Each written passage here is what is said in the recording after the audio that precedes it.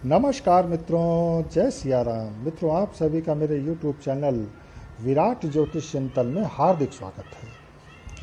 मित्रों, आज का ये मेरा वीडियो है राम मंदिर भूमि पूजन के मुहूर्त को लेकर। काशी के विद्वान गणेश्वर शास्त्री जी द्रविड़ ने राम मंदिर निर्माण के लिए भूमि पूजन का जो मुहूर्त निकाला है 5 अगस्त 2020 का 12:15 के आसपास का, तो उस पर अब विवाद खड़ा हो गया है। बड़े बुजुर्ग मित्रों कहते थे हमारे कि मन की हो जाए तो अच्छा है और मन की न हो तो और भी अच्छी बात, क्योंकि तब वह बात जरूर सर्वशक्तिमान प्रभु की इच्छा से होगी और प्रभु की योजना, उनकी कार्यविधि, उनकी मर्जी कभी गलत हो ही नहीं सकती। हम गलत हो सकते हैं, लेकिन प्रभु की इच्छा से जो काम होगा उस पर किसी भी प्रकार की कोई शंका नहीं कर सकते, शंका रह ही नहीं जाती। उनकी मर्जी में ही हमारी बेहतरी सुनिश्चित है। हमारी जरा सी बुद्धि उस विशालतम सत्ता को समझ भी तो नहीं सकती, इसलिए मन की ना हो तो और भी अच्छा। इसलिए जिन लोगों के मन मुताबिक ये मुहूर्त नहीं है तो उन्हें भी चिंता नहीं करनी चाहिए। इसका मतलब कि ये प्रभु की इच्छा से ही जो हो रहा है वह प्रभु की इच्छा से हो रहा है। मित्रों, आजकल भूमि पूजन के मुहूर्त को लेकर जो लोग कह रहे हैं कि मुहूर्त गलत है, तो कुछ लोग इसे सही ठहरा रहे हैं। इस तरह का विवाद न होता तो अच्छा होता, लेकिन ये विवाद उठ ही गया है, तो इसमें भी हम श्री प्रभु राम की इच्छा को ही माने कि उन्हीं की इच्छा से ऐसा हो रहा है। मेरे आराध्य हैं प्रभु श्री राम, और मेरे ही क्या करोड़ों लोगों की आस्था से जुड़े हैं प्रभु श्री राम। इसलिए मुझे भी ये मुहूर्त को लेकर शुरू हुआ विवाद अच्छा नहीं लगा, लेकिन इस विवाद के उठने पर आश्चर्य भी नहीं है। वर्षों वर्षों के विवाद के बाद ही तो हमें राम जन्मभूमि पुनः प्राप्त हुई है। रघुनाथ जी का पूरा जीवन अगर देखें तो विवादों से ही घिरा रहा। शिक्षा प्राप्त करने गए विश्वामित्र जी के साथ, तो वहाँ यज्ञ की रक्षा के लिए असुरों से युद्ध हुआ, विवाद हुआ। विवाह के समय धनुष भंग हुआ तो विवाद। जब राजा बनने की बात आई, राज तिलक होना था, तब भी विवाद। और इस बार का विवाद इतना तगड़ा था कि वनकल पहनकर सीता जी और भाई लक्ष्मण के साथ वन जाना पड़ा। विवादों ने वहाँ भी उनका पीछा नहीं छोड़ा। 14 वर्ष विवादों से जूझते रहने के बाद उनका समाधान करते रहने में ही उनका वक्त बीता।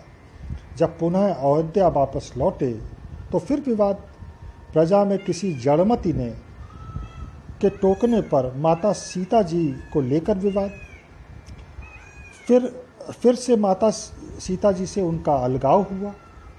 तो इस तरह देखें कि उनका पूरा जीवन ही विवाद से घिरा रहा, लेकिन वे विवादों में, सभी विवादों पर विजय प्राप्त करते रहे। जरा सा भी कलंक नहीं लगने दिया अपने चरित्र पर, और इसीलिए हम सभी उन्हें मर्यादा पुरुषोत्तम कहते हैं। तो अब ये जो विवाद है मुहूर्त का, उसमें मुझे आश्चर्य तो नहीं है, लेकिन एक कष्ट अवश्य होता है, खासकर तब कि जब शंकराचार्य जैसे पद पर बैठा हुआ कोई व्यक्ति ये कहे कि मुहूर्त गलत है।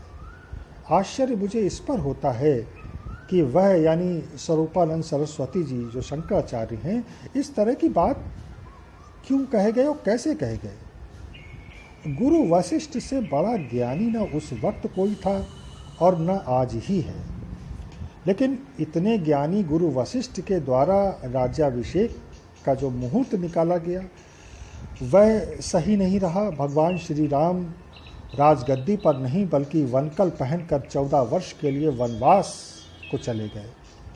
हालांकि कुछ विद्वानों के अनुसार राज्याभिषेक का मुहूर्त गुरु वशिष्ठ ने नहीं निकाला था। जनमत और राज्याज्ञा के वशीभूत होकर उन्होंने श्री राम जी के राज्याभिषेक की सहमति प्रदान की थी।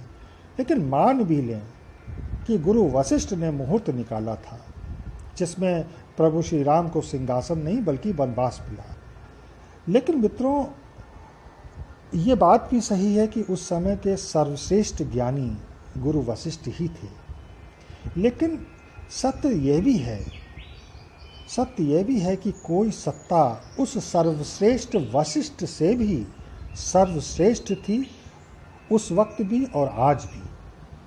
इसलिए इन सब बातों पर मुहूर्त और ज्योतिष का विचार नहीं किया जाना चाहिए। मैं तो ज्योतिष का एक बड़ा साधारण सा विद्यार्थी हूँ, मुझे मुहूर्त का भी कोई खास ज्ञान नहीं है, लेकिन इतना अवश्य जानता हूँ कि ज्योतिष और मुहूर्त का प्रयोग साधारण मनुष्य जन के लिए तो ठीक है, लेकिन सर्वशक्तिमान प्रभु के लिए इसका उपयोग हास्यास्पद ही है। वह ज्योतिष वास्तु, मुहूर्त और ज्ञान की सीमा परिधि से बहुत दूर है। इसलिए मेरा व्यक्तिगत रूप से मानना है कि मुहूर्त से भूमि पूजन डिसाइड नहीं किया जा सकता, बल्कि भूमि पूजन का वह समय ये सुनिश्चित करेगा कि उस वक्त का मुहूर्त सर्वश्रेष्ठ था, सर्वश्रेष्ठ है।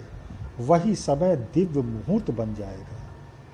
मित्रों, जो मुहूर्त निकाला गया है भूमि पूजन का, वह 5 अगस्त 12:15 के बाद के 32 सेकंड हैं, जिसके अंदर नींव की ईंट रखी जानी है। यानी ये 32 सेकंड का मुहूर्त रहेगा। उस दिन भाद्रपद कृष्ण पक्ष द्वितीया तिथि होगी। कुछ लोगों की आपत्ति इसी भाद्रपद माह को लेकर भी है कि भादों में किसी तरह का निर्माण अच्छा नहीं होता, ये विनाश, धन, जन हानि लेकर आता है। तो जो लोग इस दिन के मुहूर्त का समर्थन करते हैं, तो उनके अनुसार ये शुभ मुहूर्त है, क्योंकि उस दिन अभिजित मुहूर्त को लिया गया है। सर्वार्थ सिद्ध योग रहेगा, त्रिपुष्कर योग रहेगा।